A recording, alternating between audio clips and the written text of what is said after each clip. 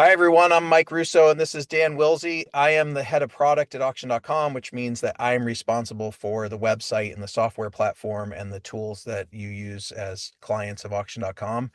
I also am a licensed auctioneer in the state of Texas, and I've been an auctioneer um, for over 15 years.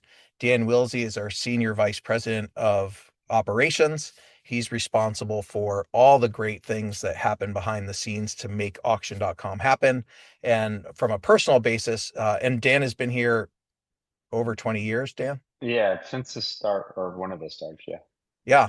Dan has been here over 20 years. And as of just aspect, we not only know auctions extremely well, both of us also have invested personally. We both fix and flip. I've built some new construction. I have properties that I rent. So as far as being in the business of real estate, both of us are have that experience. As I mentioned, we do use Slido for the questions as primarily. I do have it open on Slack for Q&A, but we are going to start with Slido first. You can scan this with your QR code, or you can go to slido.com on any device and type in the number 3250247. Now, a message from our lawyers. So you can read this, but basically, we're here to talk about auctions and what it takes to be prepared to be to participate in an auction and what it's like to buy at an auction. We are not financial advisors, tax advisors, attorneys. We're not giving you investment advice. We're simply here to guide you on buying at auction.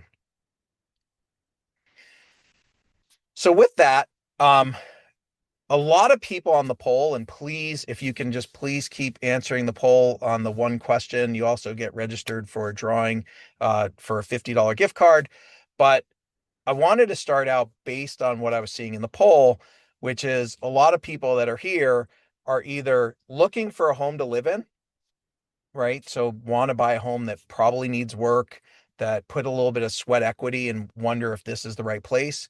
There's a lot of people that are saying, I'm just here learning what this is about. I don't know if that specifically means just what auctions are about. And then there's about 25% of the people here that are in the business already of fixing and flipping homes. So I thought it'd be a good place to start on what you would see on auction.com. And after I go through this slide, I'll show you live on our website. But we have three types of properties on auction.com. The first are being sold by a private seller. A private seller means it's an everyday person like you or myself. You have a property to sell. You may have already had it on the MLS. All the homes actually are on the MLS, but these people have decided to sell their home on auction.com in the auction format primarily. Some of them do receive competitive offers, but auction format is still the primary method. What makes finding private seller homes, I put this as like easiest, medium, and hardest as far as buying a home. So a property that's for a private seller by a private seller on auction.com typically has interior photos. It typically either has a home inspection available or you can conduct a home inspection. You'd have to clear it through the real estate agent. They're all listed by a local real estate agent that you can contact. So that's another point that makes it an easier aspect because you can talk to the local real estate agent. Financing and tours are typically allowed, right? And so what I mean by financing is if the house qualifies, typical mortgage financing is typically allowed, right? And you can actually go and tour. We have a lot of people asking, can I tour the home? And we're going to go through that in detail. But the majority of the homes that are by a private seller, you can go and tour just like you would if you found a property somewhere else on the MLS, Zillow, Redfin, what have you, and you wanted to schedule showing. Most of the private seller homes allow that. And the private seller is the closest to what you'd experience in a traditional purchase, right? The only difference, like I said, is they are primarily at auction, right? So you do register to bid. Many of them do also offer offers that you would put in either through our interface or with a local agent, but that is the most traditional that you would find on auction.com. So now we go to the medium, right? The medium is REO bank owned. And so with an REO bank owned, this property has already gone through the foreclosure process, right? The foreclosure process is when the bank or a lien holder says, I'm not being paid and I'm going to foreclose on the home so I can take back possession. And possession mostly looks like title, um, because a lot of these homes still have the previous owner occupying the home. And that's why I listed that 40% of the properties that are REO slash bank owned on auction.com are vacant, right? So the bank has already gone through the process of evicting the person from the home.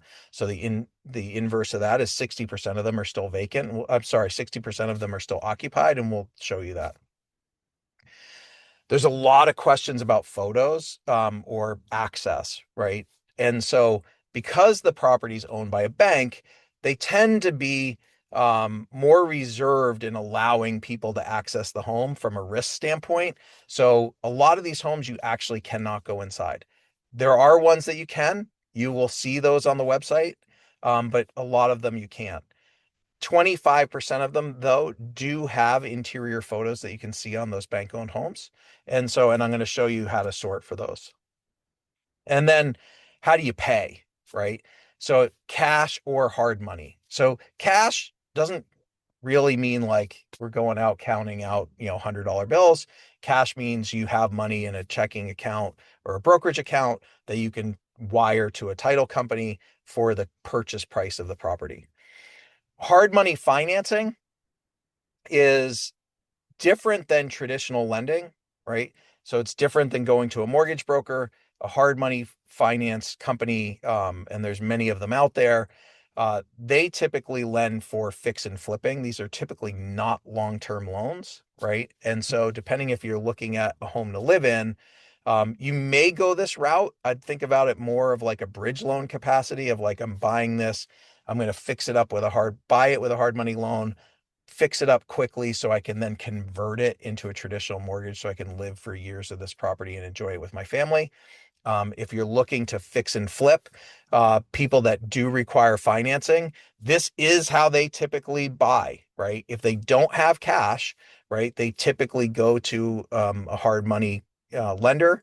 There's national ones, there's local ones, and they go and they find a property. If the property can't be entered or have an appraisal, you really want to focus on talking to a hard money lender that would do what's called a desktop appraisal, right? So they know the market very well.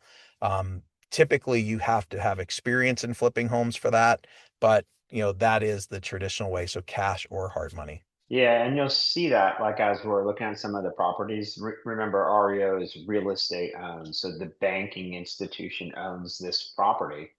And so they want to secure it and make sure that there's not plight that's going on within the neighborhood. So by securing it, they don't want a lot of people going in and out of it. So we'll see some of the interior pictures. And then as we're all, because 53% according to the survey are saying your first time in purchasing, you'll see that the existing inside of the home, they may have to have trashed out or it had been lived in before. So it may not qualify for your traditional like FHA or conventional type of financing or even VA financing from a hierarchy standpoint when it comes to an appraisal. So you're going to have to look at the alternative means and any kind of hard money. And I almost feel like hard money is like an older term because you have non-QM and BPLs and a bunch of other things that are out there. So there's lots of opportunities that are outside of the mainstream. They're starting to like this new liquidity that's coming back into the marketplace. So there's some different opportunities in there. And then you can put that sweat equity, which I think that 53% is really looking for, is like, how do I get something at a discount, which you could get in these properties, and then put a little bit of my own elbow grease into it and make it better. And then you come in and refinance and maybe get yourself back. So there's a way to strategize that deal. I'm not saying that works that way every time, but that's the thought process around like moving in with the hard money loan. Back to you, Mike. Great questions coming in, by the way. We're up to 28 and they're really, really great. So just keep them coming. I did answer one on the Q&A just privately. If you have something, go to the Slido because the questions are really good and we want to make sure everybody can see them. I don't mind answering or Mike even answering them on the Q&A, but I want to make sure that everybody's getting an opportunity to let us talk through them. Great. So I'll just go through foreclosures, the last type on auction.com. So and just to, sorry, back up 1 second. In regards to private seller or the REO, those auctions all take place on auction.com, right? When we get into foreclosure, we have auctions that happen at a specific date and time. What's different about these is that these are the most they change the most, right? So you might come to auction.com, sort by foreclosure, see a property. So we'll talk in general terms like Georgia or Texas, where the majority of properties are sold on what's called Super Tuesday. Super Tuesday is the first Tuesday of the month. Those auctions take place at the county, right? We typically are there wearing green shirts, just like what I'm wearing today, so that you can spot one of the auction.com employees. And then depending where you are, you either show up physically, right, to bid at the auction, or you can remote bid. And Dan will show that a little bit here in a second after we go through a few other things. These properties we'll get through in the Q&A, right, is where the best deals are found, right? But also it's where you have to be the most skilled at your due diligence. The majority of these properties are occupied. You won't get inside. You're going to be doing exterior inspections from the street. You should not be trespassing on the property. And then full funds are required up front. We'll get more into that, but that depends on the locality. Everywhere is different. So some states, you literally have to have the full amount to be able to pay that day on the house that you purchased. Some you pay a deposit and you pay the later funds when you close. So it really just depends on state and locality. And Dan will go through that to show you how you find that information. So now I'll just show you, whoops, how we look on the website to find those specific properties.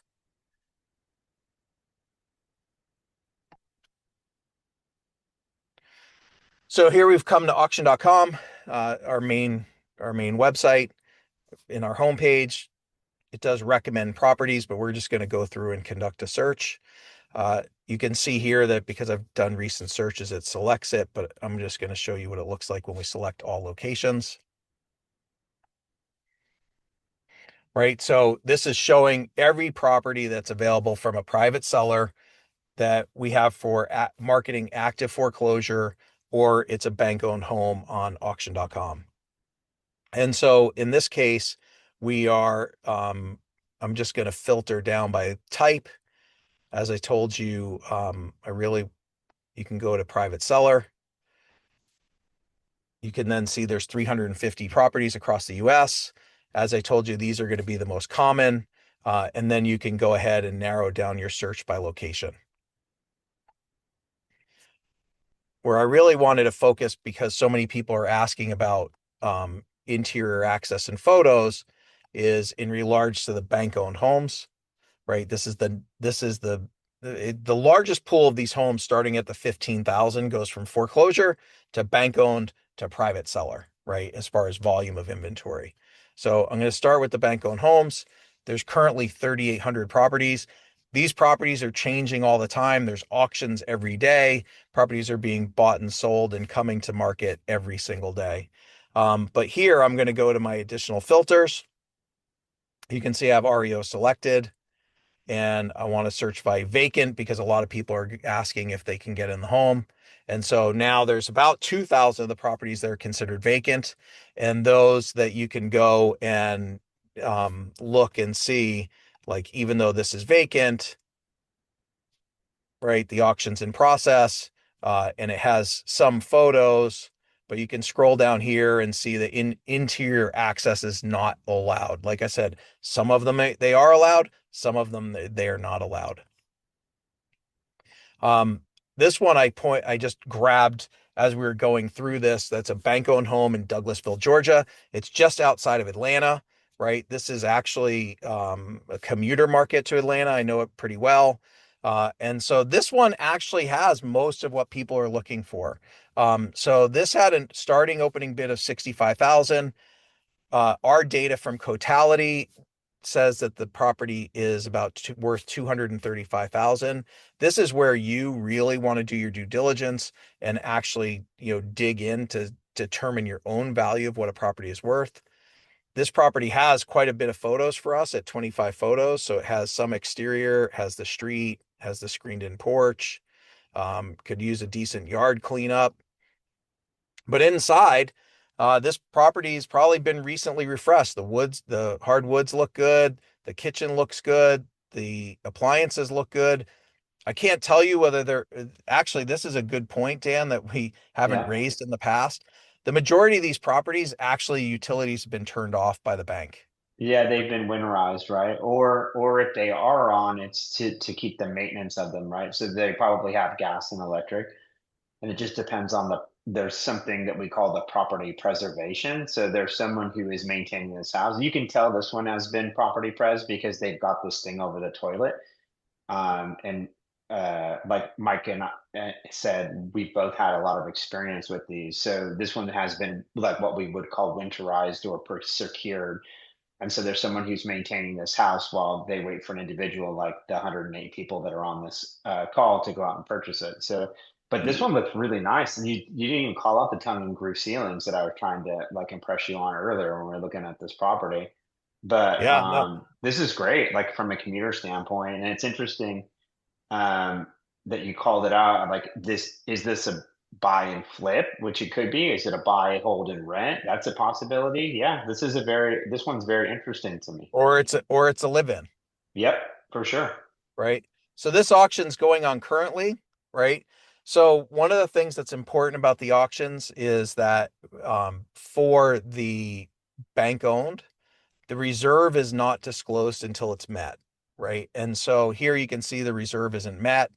The current bid's 169,000. There's about 2 hours left in this auction.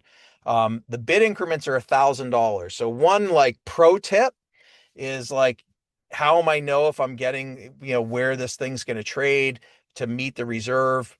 Just to be clear, so I have to remember that a lot of people are new. A reserve is the price that is met that the property will sell, right? So at this point, this property the seller has the option, if the property does not meet their reserve, to consider it to take it. And if we're close, we'll often bring those to the sellers. But the sure way to get the property is to meet the reserve. On our website, the best way to tell if the property is getting close to the reserve is how big are the bid increments. And here you can see they're $1,000, which would tell you they're getting close, right? So this property is getting close to finding a new owner. Hey, you know what? Also, too, we didn't notice, Mike. Stop for a second. This is on an acre too. This is on a big piece of Oh yeah.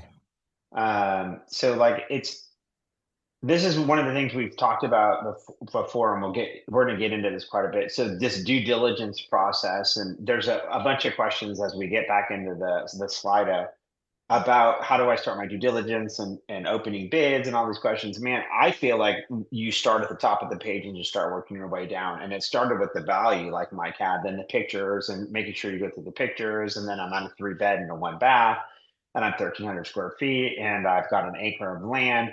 And I'm just stacking up the good in my brain. Like what I'm doing mentally right now is stacking up the positives and the negatives. Um, so I'm trying to make a decision like where do I feel the prices on this property and does it fit my buy box really? Yep. Hey Dan, somebody's asking for the Slido code on the Q&A. Can you just type that in for me, please? Yeah. Okay, so just to show you a little bit more at what you're looking at. So buyer premium is not applicable, which means the seller is paying it. So we charge a 5% buyer premium on top of the high bid. So if it was applicable, if the property was, your high bid was $100,000, you'd be adding $5,000 to the contract in relation to the buyer premium. There's a very common way. It's essentially the equivalent of commissions in auctions. It is how it works, whether you're buying art or cars or houses. All auctions typically work off of a buyer premium model. It says here that this purchase is cash only, which is similar to what I told you before, where it'd be like cash or hard money. There's some questions in the Q&A that someone's asking, like, when do I need funds? So actually, I'm going to answer that now. So on a bank-owned home, if you're the winner, like, what's going to happen here, right? So number one, if you haven't bought with us before, you can see that you're going to require $1,000 credit card deposit. That's fully refundable if you don't win, right? If you don't win the property, it'll stay in your wallet on our system, but you can ask for a refund at any time. The reason we have that is because trust builds better auctions. As I often say, these auctions for homes are not a video game, right? We want you, everyone wants, whether they're us or you trying to participate in buying a home, you want people that are prepared to actually go through with the purchase, right? And so putting up the deposit is one way that we do that. So $1,000 deposit if you haven't previously bought and closed on auction.com is required. The next part is the money, right? So if you were the winner of this home, right, you're going to get a contract to sign, right? The contracts are down here, the sample contracts for purchase agreement and disclosure. There's a lot of questions about inspection reports. This one happens to have one.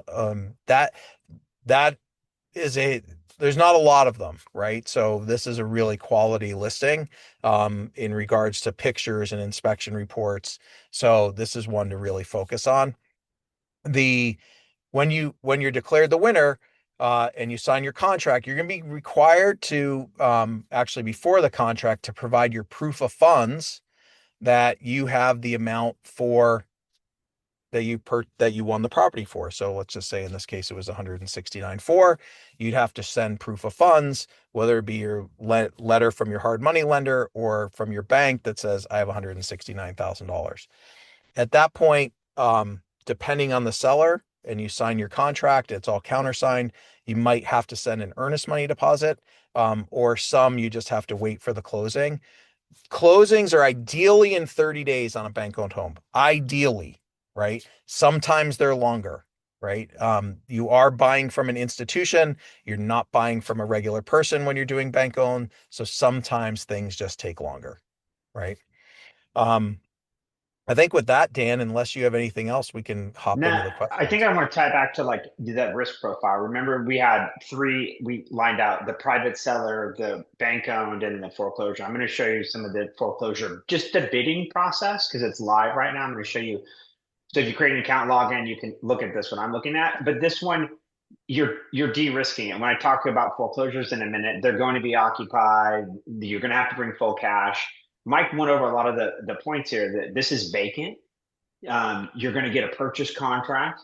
You're going to have a closing agent. You're going to have an earned money deposit, which, man, that's the most traditional thing you can do, right? Like you work with an agent. That one did not allow you to have a buyer's agent according to the page. That's okay. You're going to work directly with us and with the closing company to get the property closed. So it's got those steps. Now, when we move over and we're looking at, and I'm going to share my screen real quick. When we're on the site and we're looking at some of the foreclosure properties, we can see quickly in our buyer dashboard. So I'm logged into my account and I went to the buyer dashboard and I went over here to this remote bidding dashboard. And if you're logged in, you can see this. And this today, this is all the properties that are foreclosure properties that are applicable for remote bidding. Remote bidding is simply a digital means to bid at the courthouse steps. There's a question in Slido, excuse me, that says, what's the difference between buying with you and the sheriff? You have opportunity to do more due diligence with us would be my number one answer to that question on here. Where the sheriff doesn't have the time because in fact he is a sheriff that has a municipality that he's protecting and doing sales on the side. Our primary focus is the sales and we work directly with those sheriffs. But right here in real time, you can see these properties that are in different statuses that you have the ability to bid on. That's one of the big things that's exciting to me about auction.com and what sets us out from a lot of the other websites that are out there is you can buy properties and put bids on properties 24/7, 365. And this is a marketplace. So today, if you're into Washington, Washington does all their sales on Fridays, kind of like Texas and Georgia that Mike mentioned on the first Tuesday of the month. We have some stuff in Nebraska, Mississippi, Missouri. And so these are cleared. And clear is a status that we use that means the attorney firm that is working with the seller of this, in the case of the banking institution, has worked through the entire process that they need to do and all their due diligence with BK checks and everything else. And they're clearing these properties to go to sale. And so these are all going to sale this morning. These ones are still in the process of being worked on to be cleared.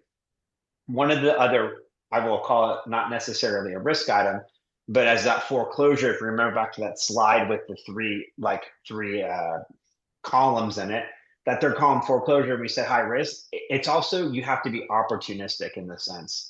We see of all the properties that we bring in for foreclosure sale, whether that's at a sheriff or it's a trustee sale, only about 25 to 30% of them come in. So that means 70 to 75 of them are not, which is good because those properties are being redeemed or caught back up, or the homeowner has worked out something with the banking institution that has that mortgage, and so they're not going into foreclosure.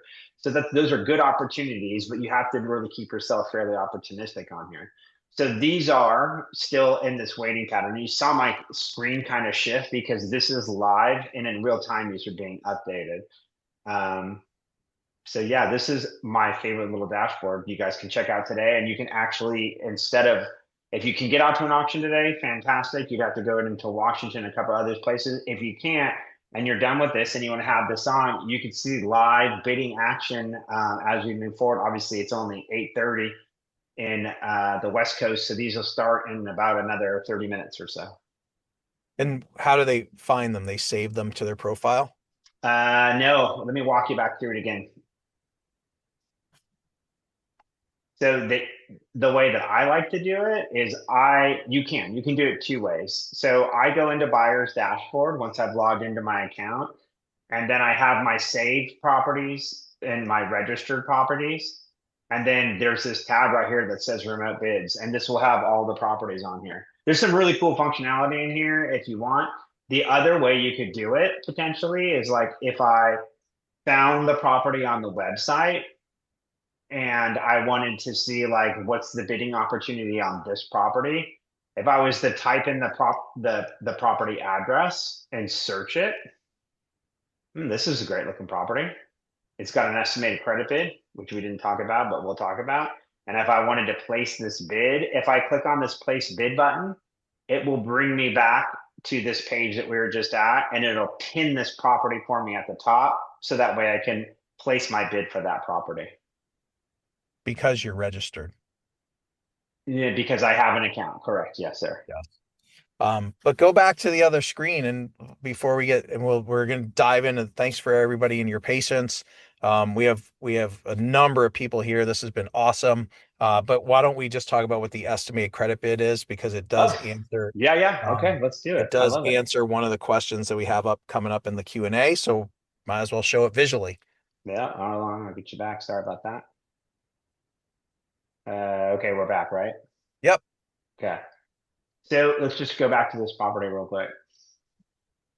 So we've been working for a long time and we're continuing to work on it. By no means are we done.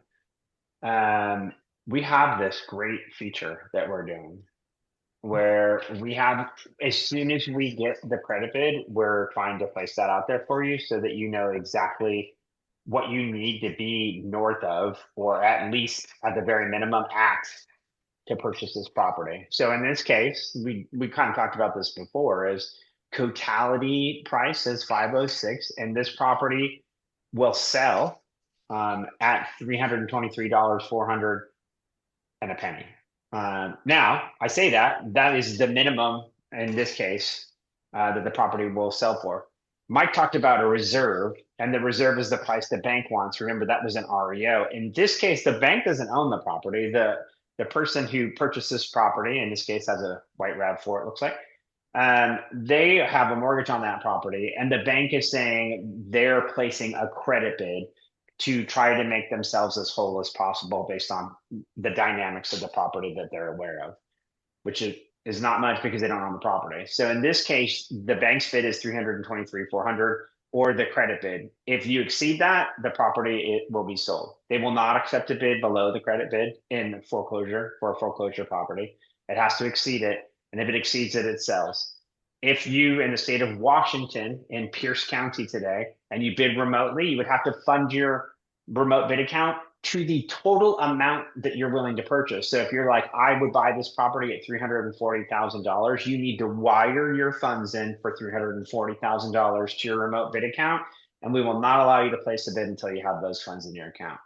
If you were to go to the auction today, you would need to take $340,000 in cashier's checks to purchase this property. And I will give you my recommendation is I would not take $340,000 one check. I would break it up into multiple checks because we would take one check, send it to the attorney firm. They will send you a refund. You want to keep your cash as available as possible because you could win it for 323 for 400, and if you gave them a check for 40,000, you would be out that $17,000 roughly. I don't know the exact math on that property. So there's a lot of little strategic things that you have to think about as you're going in and doing this. That's one benefit to remote bidding is if you bid it and you buy it with remote bidding, there's never a refund. If you go to a live sale and you have multiple cashier's checks, because you have to have live tender fund and it has to be cashier's checks or certified funds of some sort, which is cashier's checks, then you're going to get a refund potentially unless you have all kinds of crazy denominations. And guess what? It costs money to get the cashier's checks. So you don't necessarily want to do that as well. So for everyone on the call, because there's so many new people, we're going to dive right now into the Q&A. But you can see just by the conversation on a foreclosed home and the amount of money you have to bring is why in the original slide we started out like private seller, bank owned, foreclosure in the level of like, experience and cash needed, right?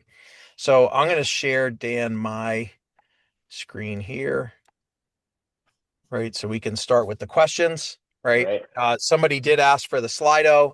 Here it is, slido.com and the number, or you can scan the QR code. Let's just jump right in. When will we know the opening bid amount? I assume that is on foreclosure, Dan. So maybe you'd like to cover that. And I think we have 31 questions and about 30 minutes. So let's try and go in a minute or less per question. Opening bid amount. Okay, so I'll be as quick as possible, but I will not cattle rattle my auctioneering style to you. Opening bid is a derivative in the foreclosure side of the reserve, or excuse me, the credit bid. And the credit bid we're displaying now. So when will the opening bid amount? When will we know the opening bid amount? You may not know the opening bid amount until 2 to 3 days prior to the auction. I'm going to tell you, I'll give you my secret for this. My secret for this is determine what you're willing to pay for the property prior to the auction. Save the property. Because if you save the property and you've opted in, we will tell you when there's changes on that, and you can work your day the rest of the way. REO is a little bit different. There's a different formula for the opening bid, and the opening bid gets applied to the REO properties immediately upon boarding the property into our system. And then it will continue to move depending on the sales strategy that we work with the client. But the best way for you to make decisions is you should determine with your due diligence, like we showed you right on the page, start looking at it, come up with a price, save the property, and then as updates come through, you can start to pivot because it could be that it became vacant during it, and you'd want to know that because that may change where you're thinking you can be from a price size. Great. Okay. That question was very much voted up. Next one is, does the old mortgage carry over, right? So the purpose of a foreclosure is, and you want to make sure that they're a first lien holder, but the purpose of a foreclosure is the mortgagor is going through and foreclosing on the home to get rid of the liens, right? There are things that you're going to want to look for. There are questions in here of like, should we be running title? You have to do your own due diligence in regards to especially liens and encumbrances. There are things out there called super liens. I'm not saying that most of the houses have them. Most of the houses probably don't have them, but there's some things to watch out for. Is it in an HOA? Right? An HOA would be a super lien. Somebody that owes money to the IRS, right? And so if you're new to foreclosure, talking to an attorney to get a deep understanding of this, or a title company, would be a good place to start before you bid. But mortgages themselves, especially if it's the first lien holder conducting the auction, will wipe out the other mortgages. How do I know if the home is vacant? Um, I'm only going to speak to how you'd know if the home is vacant on auction.com, and that is if it says that it's vacant, right? So you saw on the property page that we showed you on the Douglasville property that the house is vacant. Could houses be vacant? We don't get into that. Our information comes directly from the bank through their inspections to say whether the home has been vacant or isn't vacant. Um, this one actually was the most interesting, or very interesting, which is, do the banks finance all the homes? No, they don't finance any of the homes. They're looking for you to either pay cash, right, for the home, or work with your own lender, typically a hard money lender, that's going to help you finance the purchase. What are the main difference between properties with foreclosure, bank owned, and redemption tags? I'm going to let you take that one, Dan. Okay. So we talked You speak about up just a little bit. yeah, sorry, is that better? In the columns themselves, if we go back to the original side, so the private seller, the REO, and the foreclosure, what are the main differences between properties with foreclosure? I think we kind of answered that here, but let's just go through it again. So foreclosure is the financial institution that is not getting payments on a mortgage, and they're going through a process to retain their funds back. So it could be judicial in the sense that it's going through a judge, or it could be a trustee, and their outcome is that they need to make themselves whole on that loan. So that's the process of that, and meaning is like it's a more difficult type of a transaction in the sense that you're not going to be able to see in that property. And there's not much known about that property because it's not an amicable sell of that property. The bank owned property is post that foreclosure sale. So the banking institution took it to a foreclosure sale. They put a price on it. They were not made whole in that, and they've acquired that property back through the foreclosure process. And now they own that property. Banks, and being someone who's worked at a lender and worked at a lender for a very long time, are not good homeowners, and they do not want to be homeowners. We want to lend money out and collect the money interest and pay our bills. So the bank-owned properties, they want to liquidate on each one of those as quickly as possible. And so they bring them to us and we work with them to liquidate those properties. And we went through that with Mike, where some of them are vacant, some of them are occupied, some of them are occupied and become vacant. There's inspections on those as the bank secures that property and tries to sell it. Redemption, and we have a couple questions about redemption deeper in here. Redemption applies to both foreclosure and sometimes bank-owned properties, depending on it. And there's redemption laws that are different per state. And then it's actually, and I hate to do this to you guys, but it's also applicable based upon how the foreclosure sale was done. We could get into that. I could spend a whole probably half hour on that. I'm not going to, but that is part of the due diligence process that you'll need to do as you're approaching these different properties. Honestly, there's an easy one that we can call out that it's on. Michigan has redemption laws in regards to how long somebody who's been foreclosed on can redeem that property. That can be found on our FAQ pages, and you can find those pretty easily. But it's very important as you're going through this process. And we talked about this kind of on the last call we did, is to get that group around you that can support you. Local agents. I know Mike's an agent. I'm an agent as well. We don't do very much because we're busy here, but we are fairly in the know when it comes to our state specific knowledge. And that's what you need to get, is somebody to help you out with those redemptions, because that could be a little sticky as you start to move through the process. If the house is occupied, but I have to wait 6 months redemption period in order to legally remove from the property. This is a legal question. Yeah, And and it's a we're great gonna one, right? pass. We're gonna pass on that on the Yeah. legal basis. Sorry about that. There's, I'm gonna, I should have not put that there. So I will tell you one thing. I have an answer for that, but I'm not going to do it because our chief legal counsel would really like, I don't want to Can get in you just trouble. tell them how to find the answer? I can. That's what I was going to do. So I found the answer because I went to a foreclosure sale and I was talking with some of the people that were there. And I kind of surveyed the crowd and I found out some very interesting information in the state of Michigan about how they go through the redemption process and some different tactics on it. Now, I would go back and validate that with some kind of a legal counsel that I had. But going to the auction, not only are you looking at properties, understanding the process, understanding how these properties are getting purchased in that community, but you're also learning some of the tricks and the trades that are out there. So a good opportunity for you to go there. Yep. So, we did, is there a standard pre-qualification process? Uh, when it comes to bank owned, as I mentioned, you can bid with $1,000 deposit. You will be expected to share your proof of funds once you're declared the winner. Um, that proof of funds may be the cash that you have in some bank account, a brokerage account, your checking account, whatever it is. It may be a commitment from a hard money lender. They will let you know if at that point whether the proof of funds is acceptable.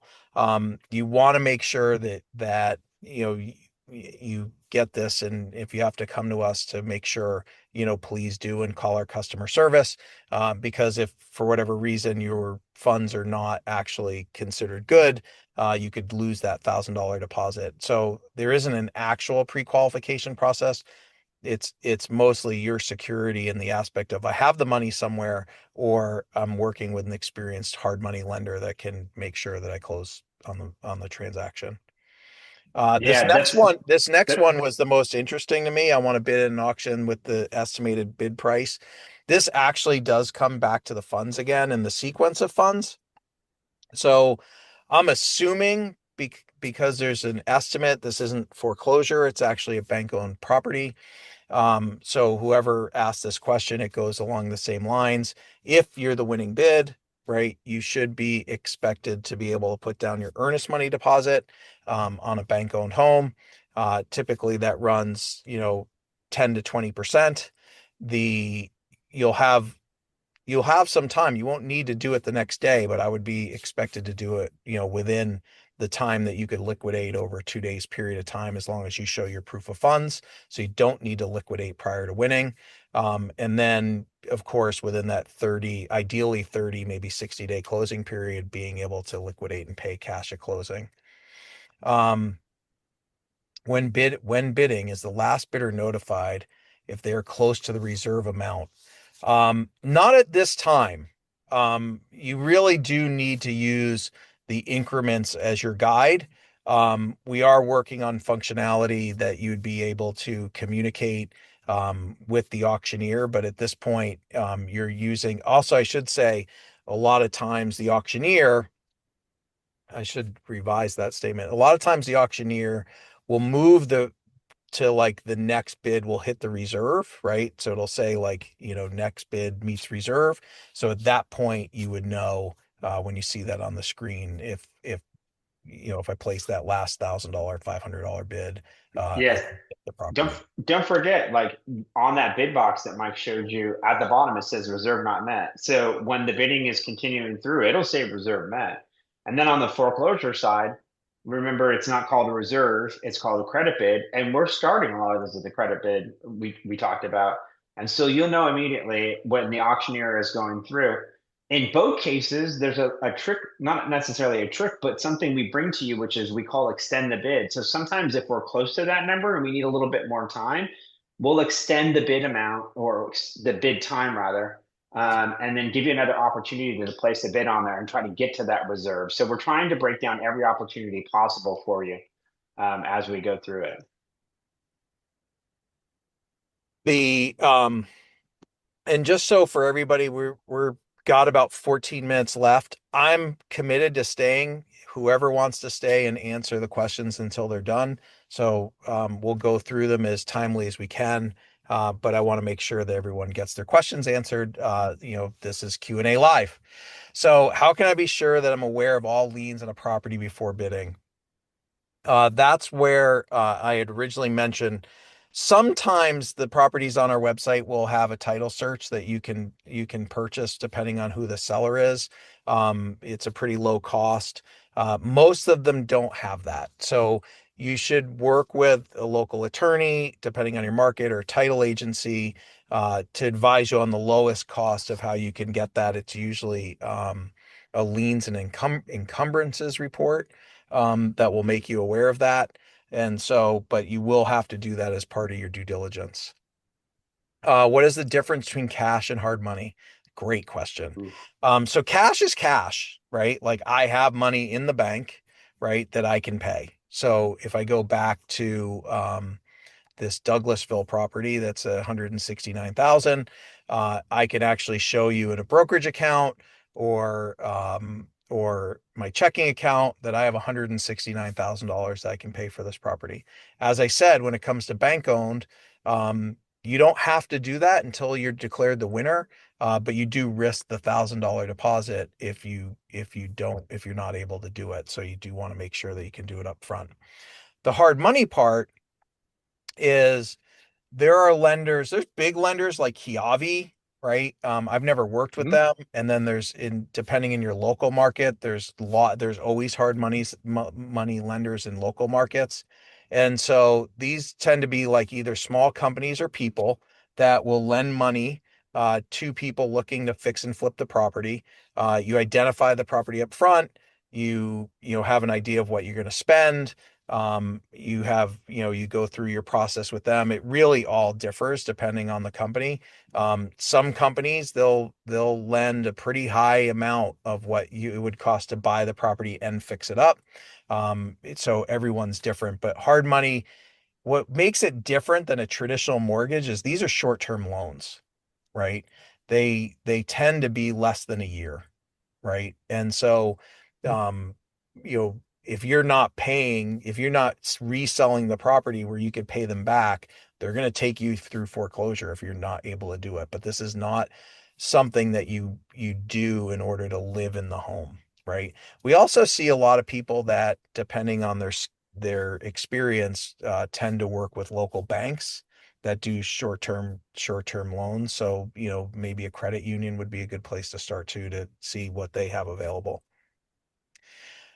Is a deed search necessary? I'm not going to tell you that it's not necessary, right? If you're buying it foreclosure, um, it's more like the liens and encumbrances is what's necessary. Somebody asked in the other part whether I'm going to get a quit claim deed or they're going to get, what did they ask? Am I going to get a quit claim deed, or you're going to get a quit claim deed? So I don't remember what else you asked, but that's the answer. Um, Well, so the deeds are different. So each one of them, you're gonna have to look at each one of the properties, and then based upon the purchase contract, and then if you're in a foreclosure, you could receive a trustee deed. There are some that are quit claim deeds. There are some that are, so you got to kind of search through it. I didn't just answer that on the chat. That's why I've been kind of focused. There's a bunch of Q&A coming through on the actual Zoom as well. Deed search, yeah, you just said it's super necessary. Let me help you out on that one too. okay, thanks. So you feel like you answered that? Yeah, so the deed search, 100%, right? Like you said it, I totally agree. You got to do, this is that team. I kind of put this in the chat too. You got to have that team around you.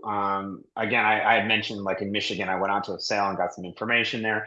I've been to many sales. I've conducted many sales myself.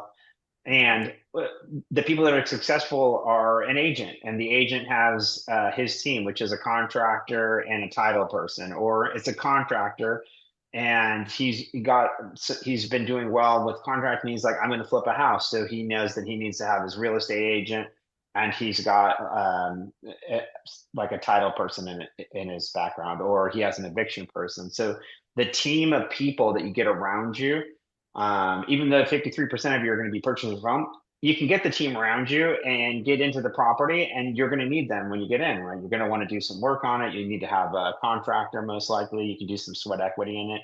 You want to have a real estate agent in there to make sure you're getting through some of the laws. That they don't know it, they can obviously get you to a real estate attorney. So yeah, absolutely, you need the deed search on there. Great.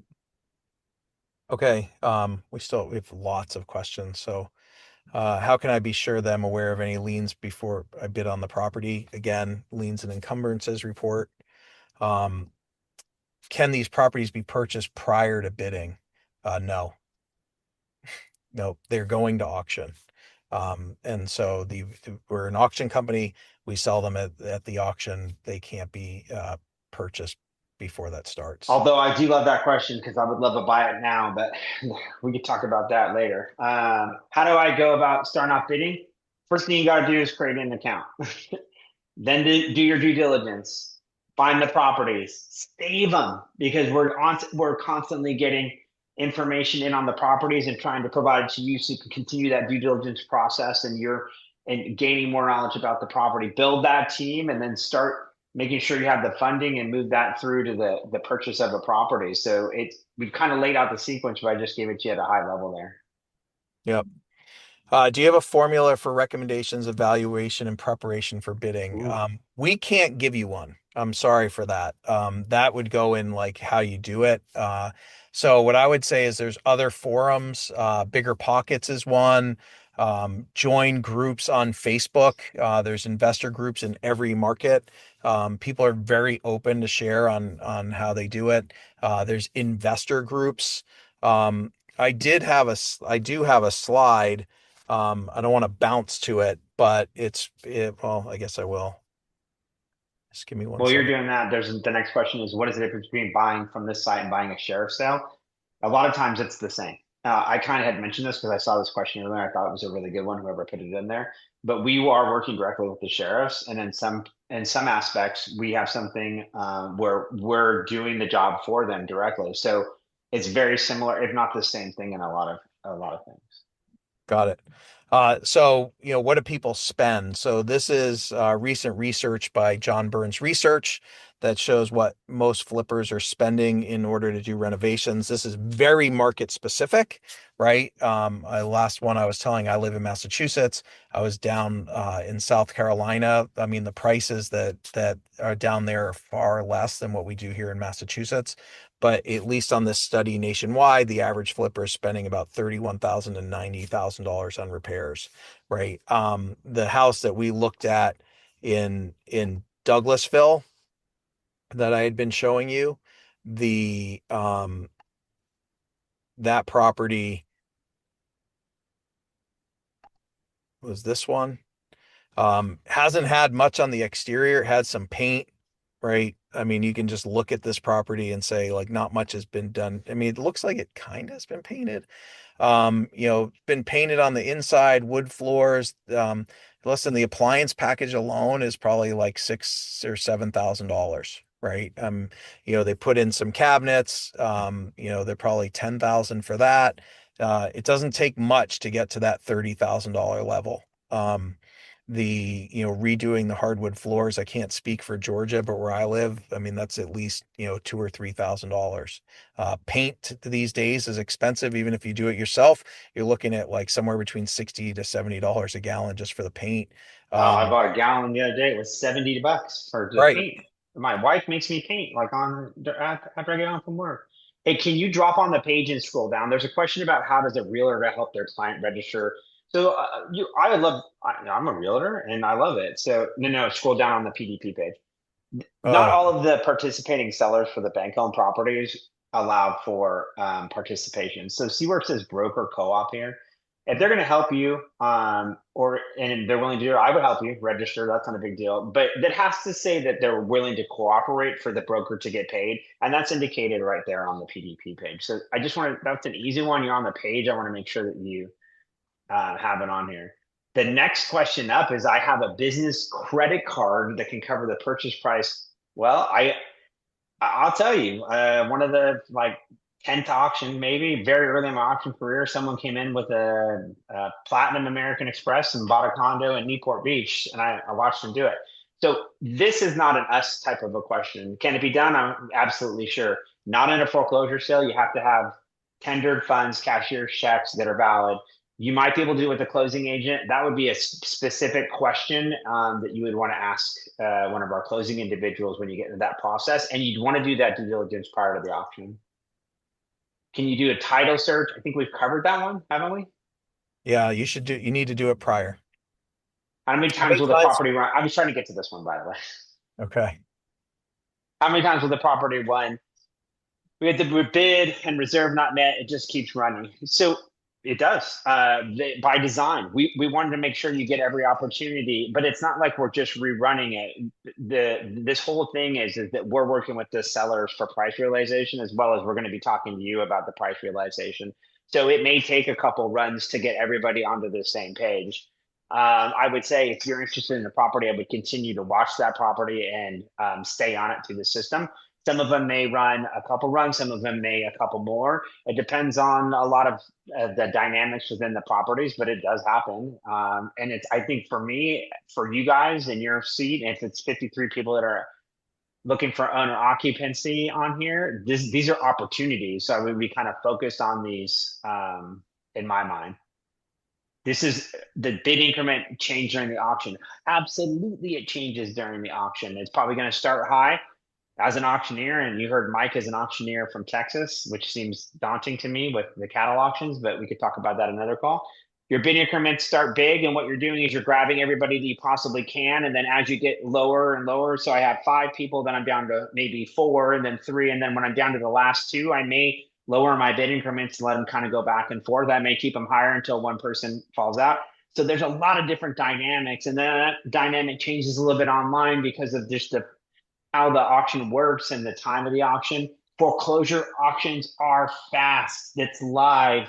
We're going with people, so we may change the bid increments faster. Online auctions may be a little bit more slower in the nature of changing, but they absolutely change as the process is moving forward.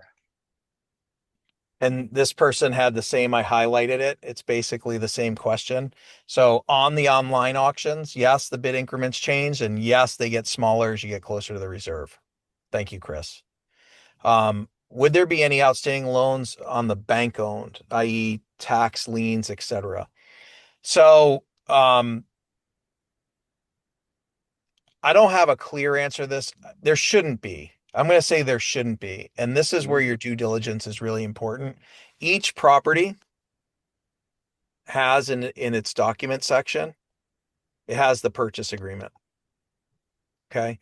Read this carefully, right? This is where you will know whether there will be if there are any liens, and you should be have the right to know what they are, that would pass forward. I bought a property years ago that was not at foreclosure, but it was at a bank. It's not at auction, but it was a bank owned home. The contract that I signed said that the property would be free and clear of all liens. And then when I went to close, I was told that there was a sewer betterment fee for Ooh, $11,000, which is a form of a lien. And so I went back and said, this needs to be paid per the contract, right? That contract and your understanding of that contract, this right here, when you get that, when you win the property and they fill it out on our side and send it to you, like you need to read this carefully. Do not take it lightly. Do not just sign it, right? Read it before the auction, before you participate, and make sure you understand what it says, right? yeah. This is your contract, right? So I'm pointing you in the direction to find exactly the information so you would know that. If it was a foreclosure, it could be different, right? I mean, I talked about those super liens, but in this case, your specific question was as if the bank owns it. If I have no cash, just utilize to pay my current residence, means sell current and buy when I won the auction. How does that work? I'm sorry, that doesn't work. You really need to have your funds up front. You need to know that you have those funds. Right. Uh, And that's something Mike and I were talking about is the auction. This auction process is unique. And it doesn't work for everybody. And that's okay. You should be learning now, and it may not work for you this time, just like a lot of things don't work the first time. Get the knowledge, and then and we want you to be successful. So we'll continue to answer questions and make sure you're getting there. But right now, if you can't have full funds and you want to buy a foreclosure property, that doesn't work. You have to have the full funds to do it. There's not a way around it. So then you have to, what is your strategy to get those full funds to purchase that property at foreclosure? That's what you're going to be working on as you start to move forward. I kind of wanted to, at the top of the hour, I know you said we'd stay, and I don't mind doing it either. Says, can I have the final bid amount? You can have the sales price if you want it. You just got to save the property.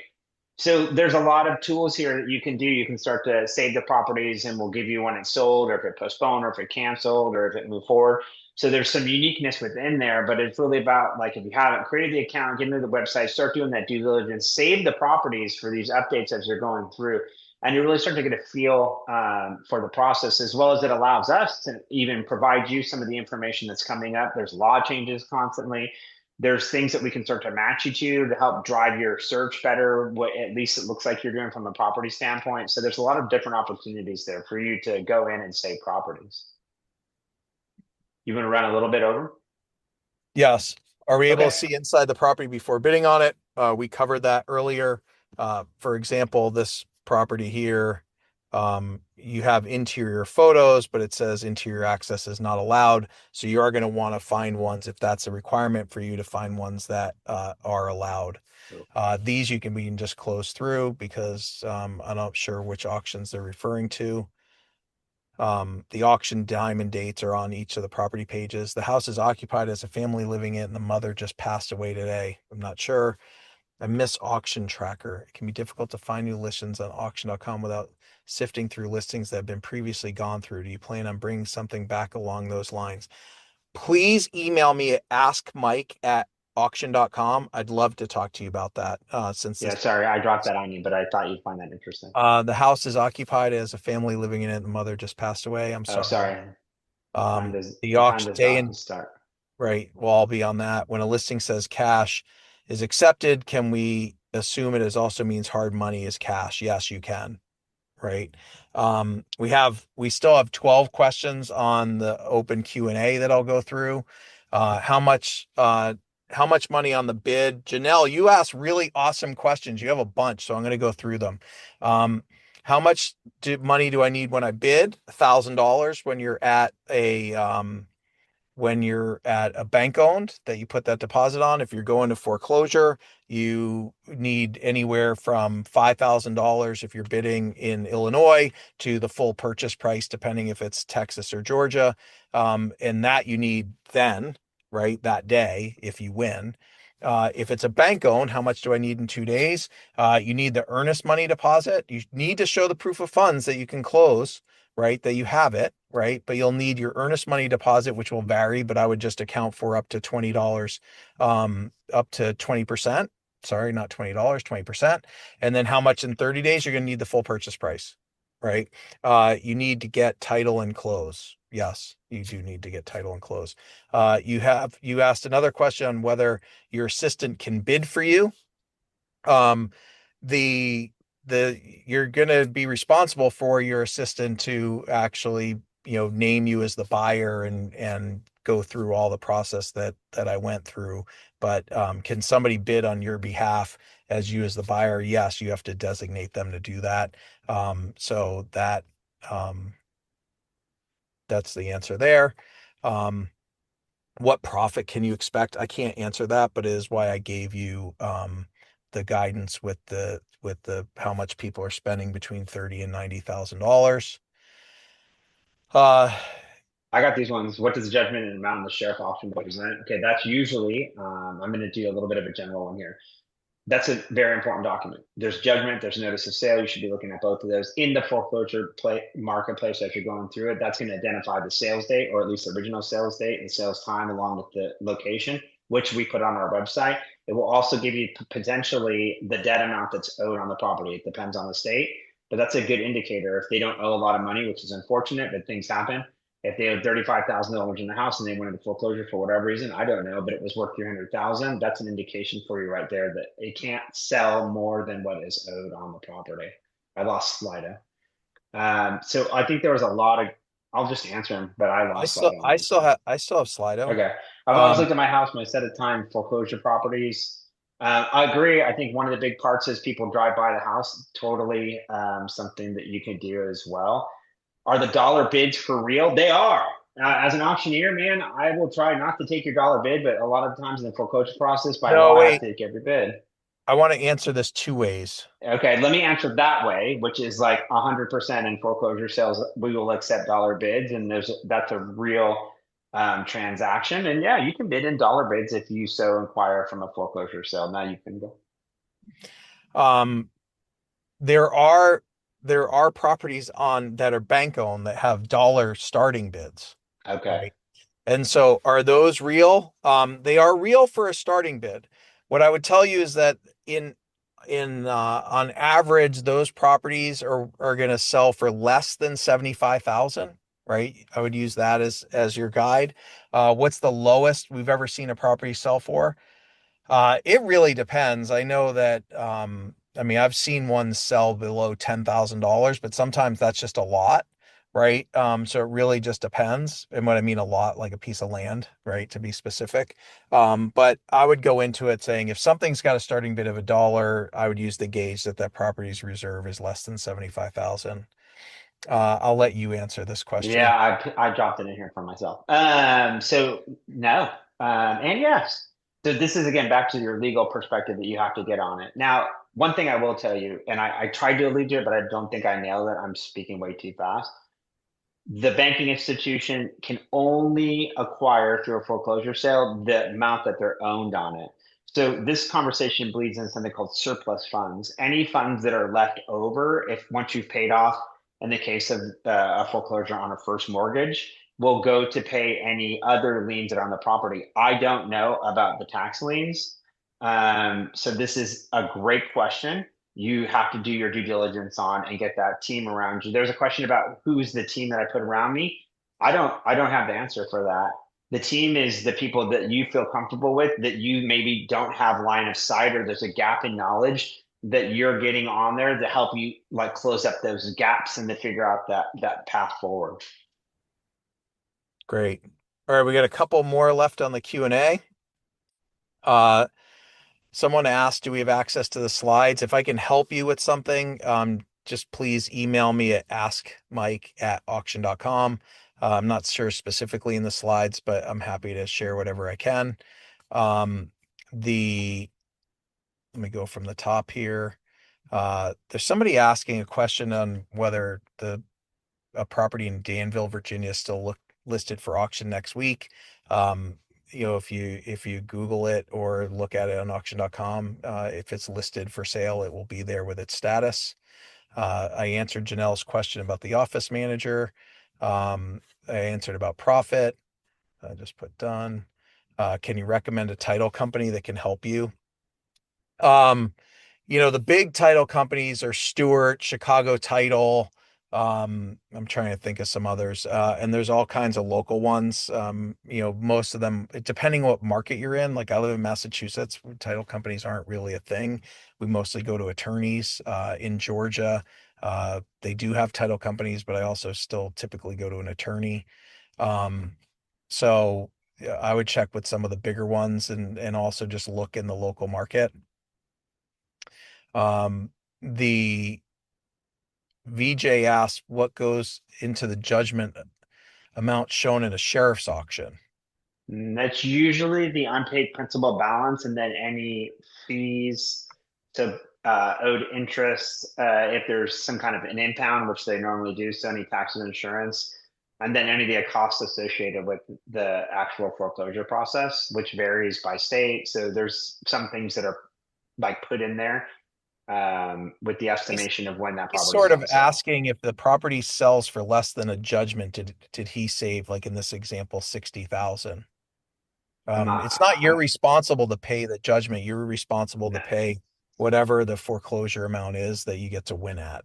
Um, Right. So that's when the credit bid would be less than the judgment amount. We call that total debt. So the banking institution, like I said a couple minutes ago, can only bid up to what they're owed on the property. But a lot of times they'll do something that's less than that. And that's usually where the credit bid is a lower amount. I'll even give you like a little bit of a high level one. If it's an even number, when we say the credit bid, that most likely is not that total debt or the judgment amount that's on there. Okay. A property, this is a good one by Ken Strickland. Property was sold at auction in Union, Washington, but was back up for auction. Why would that happen? So, Ken, it was what I was saying earlier. Somebody did register, they paid their $1,000. Maybe they didn't have their funds together. You can hear people asking about it. Unfortunately, that does happen. And so therefore they didn't complete the sale and we put it back up for auction. And so is our job to bring that property, through. Now, I'm going based on the aspect that you said it was sold, right? Meaning like it was declared sold to a reserve, met the reserve compared to not meeting its reserve and being re-auctioned. So those are two different things. And then I'll give you the outlook from a foreclosure perspective. If it wasn't a foreclosure, if it was a foreclosure sale and it did sell at the foreclosure sale and they tendered funds, there's a possibility that the actual legal process, which this is, right? We talked about it a little bit, was not done correctly, and so they would have rescinded that sale. They have to redo the legal process, and it could come back to sell that way too. So that's less of that doesn't happen often, but it does happen. It's called a sale rescission, and so they have to put that back and make sure it's done correctly to protect everybody involved in it. Yep. Steve Edwards said, I joined late. Is there a way to watch from the beginning later? Yes. Probably on Monday, Steve, we'll have it posted on YouTube. It's youtube.com/@auction.com spelled out. But I'll be making sure that we circulate an email to everybody that registered for the webinar. So thank you. Will you be sending the recorded session to us? Yes, same answer. Access to the slides. I asked, just send me an email. I've got it up here at askmike@auction.com. If I didn't participate, how can I know how much it's sold for? When you save the property under your account and the property sells, you'll typically be sent an email with what the final bid was for the property. If the property has mechanic liens, delinquent property taxes, additional loans, is the buyer responsible for the items when becoming the winning bidder? That was the answer I gave earlier, which it depends whether it's bank owned or foreclosure and things like super liens. Really read your contract in relation to a bank owned. At foreclosure, for example, mechanic liens are not a super lien. Delinquent property taxes, Dan? You're gonna have to contact someone and get them in your group and find out what you have to pay and what you don't have to pay in regards to it, because it gets really specific depending on locations. And I'm not going to answer that one, even though I All may right. have an answer. Okay, awesome. So with that, we answered, I don't think in case there's any more left on Slido, if you just want to check. I checked, there was nothing. Now it looks like we're good. Awesome. Thank you so much for spending your more than an hour with us. We are delighted to have you. Dan and I are both committed to putting on more of these. If there are things that we didn't answer, because as I said with the poll, there are many people are new. There are other people that aren't new. If you can send me any ideas on how we can have more specific webinars, we're happy to host them. Anything that we can do to help you continue to be successful in investing in real estate and learning about the auction process. Thank you very much for your time that you've devoted to us. I take it very strongly that you'd spend that time. Time is the most precious asset we have. With that, have a great weekend, and we look forward to hearing from you soon. Have a great day.